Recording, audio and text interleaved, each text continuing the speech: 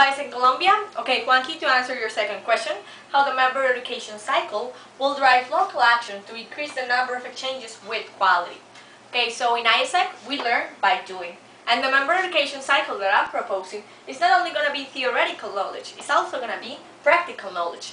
Because a member in ISEC doesn't develop just reading about markets. A member in ISEC develops by practicing, by going to those markets and selling and capitalizing them, right? So, a few local actions that I have to develop practice in those members are: first, use the non-corporate shortcuts. I actually got this idea from the leaders of ISEC in Brazil. I was talking in IC 2009 with them about growth and what small strategies make the LCs grow and make ISEC in Brazil grow. This is one of them. Okay, so ISEC in Colombia has a lot of DTTNs, and we can see it from the our realization. And we all in our LC have this kind of TNs that are like easy to raise. These re-raising TNs and these DTTNs that are easy for us, right? So we have this member who is theoretically educated in how to capitalize those markets.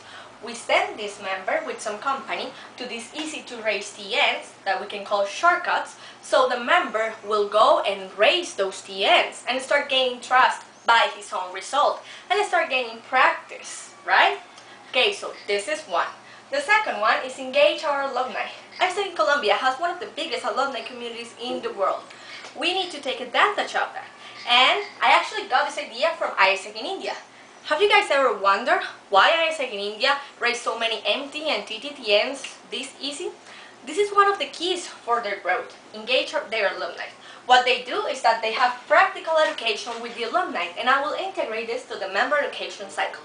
I will integrate the alumni with this. How it will work? The member, who already have the theoretical knowledge and the practice from raise a few DTTNs, will go to the corporate sector. Our idea of growth is that we're going to grow in the corporate sector, right? So we send this member to the corporate sector to make a sell in a company. And he will be interviewed by an alumni. The member wouldn't know that it's an alumni, but at the end of the sale, the alumni will give him feedback about his sale and will give him practical feedback about his performance, right? And the alumni will also give us feedback to the LC. This will help us engage our alumni and raise more TNs in the corporate sector. Okay, so finally, we will do hot approaches to key drivers of growth. How would this work? If we want to work in the corporate sector, it would be harder for us just to start making cold callings to these key drivers, these people who drive growth in these sectors, right? It's easier for us, for somebody who knows, like our alumni, introduce us to these people. These alumni will take us to the events that we need to, right? So it will be easier for us. This will make us enter to this corporate sector easier and faster, and this will increase our sale in the corporate sector. This is just a few answers on how I'm going to develop practice and push local actions and generate results at local level, increasing the number of exchanges through the member education cycle strategy. Thanks a lot, and I hope I answered your question.